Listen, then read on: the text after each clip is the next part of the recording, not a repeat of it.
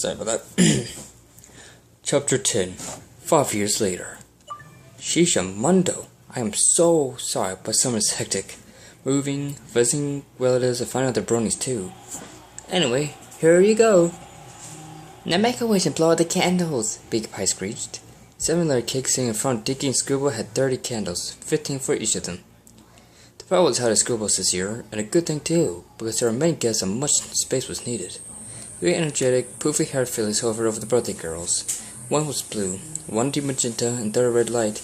Quick, quick, Blue Earth. Let them out, cried the magenta one. Yeah, so we can dig in, the red one clapped.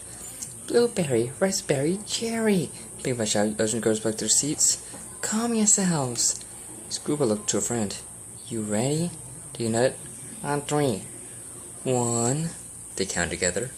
2. 3. They inhaled simultaneously and extinguished tiny flames while a flashlight snapped a picture. There were shrieks from every pony and a cry from a baby. That goes on mine, Cisco asked Applejack. I got this one, Spike declared, rushing to a purple baby carriage. He took a baby ball off his back and fed the infant. There you go, little fella. That's a good little apple, Spike. Didn't know that it was possible for a pony to drug out a child. At a glance, the foal looked normal. An orange-shirted pony with green hair, until you saw its green with Italian eyes and scaly orange tail. The uncle let out a burp, coughing up green fire. Spike only smiled. That's my special boy. Disco put his hands on the birthday girl's shoulders. So what did you gals wish for? I wish that Stingy's wish would come true, Scrooge said. Aw, thanks, Screwy, Dingy sniffed. In that case, Jackie said, what you wish for, Miss Stew? The unicorn blushed. I wish for muffins. Then Dash rolled her eyes. Of course. Disco chuckled and snapped up a plate of assorted muffins. Here you are, but I think you should have the cake first. Cake, cake, cake, the pie troubles chanted, pounding their hose on the table. Girls, Piggy said firmly, that's not very polite. You know the birthday girls get the first bite of the cake. It's one of the major rules of birthday parties. The four scrambled to a line as Disco cut the chocolate frosted yellow cake. How many calories does this have? Asked the white unicorn filly with an elegant and coiffed blue mane. I'm on a diet. Oh, please, President groaned, rolling her eyes. Don't be such a party pooper, Gemstone. Reddy laughed, Penny daughter said. There's nothing wrong with a little cake. Besides, you're too young to be dieting. Gemstone was Prism's age at 9 and was the daughter of Rarity and Fancy Pants. Screwball had not wanted her to come because she was so fussy, but she had really seen Aunt Rarity since her marriage, and wherever she went, Gemstone went. Here you go, girls, Disco said, handing Dinky and Screwball each a slice of cake. Delight gasped as the plate flew off her hands and over the high chair.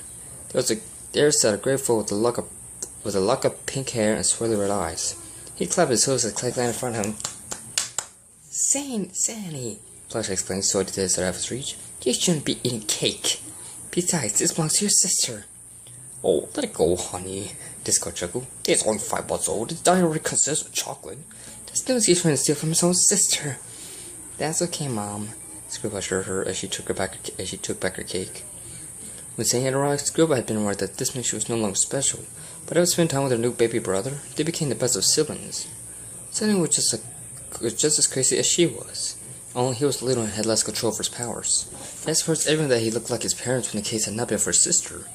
Then again, nothing made sense with his family. The other guests included Rainbow Dash, Soren and their 3 kids, Big Pie's husband Red Shoes, Apple Blossom and her parents, Cinnamon Stick and Cinnamon Roll, and of course Dinky's mother. I wish Twilight was here, Bing said as she chomped down on her cake. She's missing out on the fun. You know she's busy with preparation for the Grand Galloping Gala next week, Ray reminded her. Thunderdash groaned. Dad, do we have to go? What's wrong with the gala? So next, I thought you kids liked seeing us perform.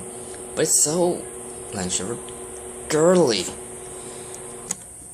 It's not something it used to be, Rainbow assured her. Our skill is going to be there with the other cute my crusaders. Prism gasped in delight. She let us go like she was her real aunt. Awesome! Is she going to do any of her cool scooter tricks? Rainbow laughed. We'll see. I can't wait to see Apple Bloom, Applejack sighed. I haven't seen her or the others in Heartswarm and Eve. They should have been busy, Reddy said. I mean, they performed at the biggest event in all of Canterlot. Not too much they only just returned from the tour in Saudi Arabia. Sometime after they had graduated from school, Apple Bloom, Sweetie Belle, and Schooler had formed a band. Even though they received a key much long ago, the name the Cutie Crusaders has stuck. Cedar Ball was the lead singer, Skillet the main dancer, and Amber Bloom the costume and set designer, though she still performed on stage with the others. Fortunately, the school singing had proved since the talent show fiasco. They still became famous all over Equestria and were greatly missed by their families and friends. Princess Florby Lily will be there too, Fletcher pointed out. And you'll like her, don't you? I guess so, Scribble mumbled. But you still want me to wear a dress? Don't be rude, honey. Birdie's made a dress for you. That reminds me, Birdie said, you do have to open your presents. Tiki squealed and raced towards the amount of gifts. It was a tradition that at the birthday party, the girls would sleep over. They specialized Scribble's home because of all the fun rooms. Girls, time for bed, Fletcher called. Teenagers groaned. Mom, we're 15, Scribble insisted. Can't we play one more game? Sorry, girls, the pig said, ushering them to Scribble's room. But already someone you all at the shop in the morning to try on their gowns. Her daughter sighed. Okay, Mom, we'll go to bed. That did not necessarily mean they would sleep. Guess what I heard about Gold Digger? Lightning Dash whispered once Fletcher shut the door. What? Evelyn asked, sitting up from her sleeping bag. Lightning just gasped for them to move closer. His dad's trying to find a job. The only job he was able to get was at, she paused, snicker, a rock farm. For a moment, friends burst out laughing, but then got cut when they heard Fletcher's voice. Girls, you better not be talking. No, Mom, Scribble called. We're doing our best to fall asleep. She listened with her super hearing as her mother flew to her room. Coast is clear. How to go get a rock farm? Danny inquired. He used to have the biggest businessman in town. Apparently, nobody likes his personality, Bunny smirked. I don't blame them. There is justice in the world, Scribble giggled. Well, your guess I wasn't responsible for it. I can't wait for the Grand Galloping Gala, Blonde sighed. I bet it's gonna be magical. This was Everblood's first gala. Children were not often invited, but because their mothers were bearers of the Elements of Harmony, and Lonnie's parents both wonderfuls, Scribble and Lonnie had gone a couple times before, and Screwball never went to a party without Dinky. But this year, because Everblood was performing, all members of the royal family had been invited, which meant it was going to be quite crowded. It's kinda dull, Screwball said flatly. Well, until then I check it out for a bit. Don't forget the Wonderbolts, Lonnie exclaimed. You can never get bored watching my parents do their tricks. And the food is great, Pinkie piped. Plus, the Cutie Crusaders. These should be the best Grand Galloping Gala ever. I hope so, Evelyn said. I want this night to be the best night ever. How so? Lonnie asked slyly. Are you going to ask my brother to dance? To that point blushed. What? Come on, Blossom, Scribble said, rolling her eyes. We all know you don't have been thinking on each other since that you met. I don't know what you're... Don't even try lying to me. I don't know if you are. You should ask him to be your date, Dinky suggested. You two would look cute together. I don't think he... I think he would, Lightning said. Apple Blossom looked up at her. You do? I'm his sister. There's nothing about Donald that I don't know. Oh, but I don't think I'll be able to. We'll help you, Scribble assured her. What are friends for? The rest went quiet as a low cackle echoed throughout the room and lightning flashed.